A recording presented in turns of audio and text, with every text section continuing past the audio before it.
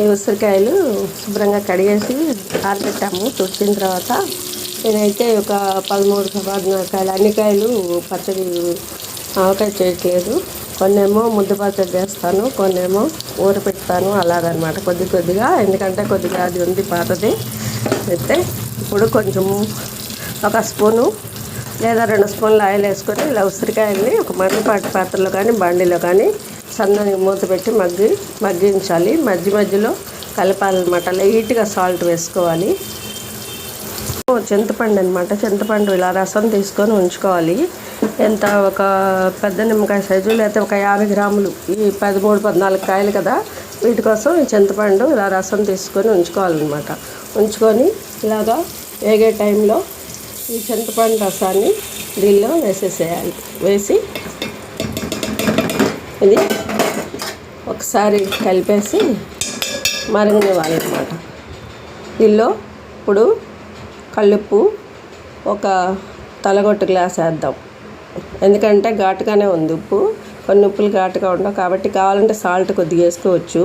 ఇప్పుడు ఈ చింతపండు రసం దీనిలో ఇవి ఉడుకుతాయి అన్నమాట. ఉప్పు వేస్తాను ఇప్పుడు. ఇలాగా ఒక చిన్న టీ గ్లాసు లేదా చిన్న కప్పు అనమాట, టీ గ్లాస్ సైజు ఇది సరిపోతుంది. తొలగట్టు ఉప్పు, కల్లుప్పు అనమాట.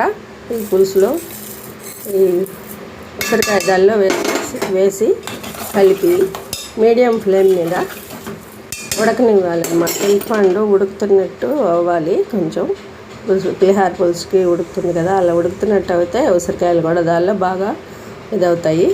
అందుకని అలా మరగనివ్వాలి. మూత పెట్టేసి ఇప్పుడు చింతపండు పులుసు ఇలా ఉడుకుతుంది చూసారా. ఇలా ఉడికేటప్పుడు ఇంకా స్టవ్ ఆఫ్ చేసేయచ్చు అనమాట. ఆఫ్ చేసి కొంచెం చల్లారనివ్వాలి. లేకపోతే దించిన తర్వాత స్టవ్ ఆఫ్ చేసేసి అప్పుడు దీనిలో కారం తగినంత, అంటే ఇప్పుడు గిన్నె తీసుకున్నాం కదా, ఆ గిన్నెతో కారం వేసుకుంటాము. కొంచెం ఆవపిండి, ఒక చిటికెడు మెంతిపిండి వేసి కలిపి తర్వాత తాలింపు వేసుకుంటాం అనమాట. ఉడికినట్టు అయ్యాయి చూసారు. ఇప్పుడు కాయలు కలర్ వచ్చాయి కదా. ఇప్పుడు ఇట్లాగా వచ్చిన తర్వాత ఈ మెత్తబడతాయి. దీనిలో ఒక 5 నిమిషాలు చల్లారిన తర్వాత కారం కలుపుదాం, లేకపోతే రంగు మారిపోతుంది కారము, ఎర్రదైనా సరే. అందుకని దీనిలో చల్లారిన తర్వాత కారమును, తర్వాత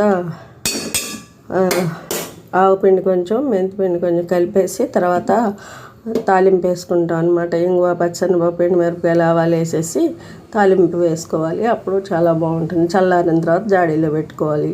ఇలాగా ఉసిరికాయ పచ్చడి చింతపండు రసంతో అనేది ఎక్కువ టేస్ట్గా ఉంటుంది.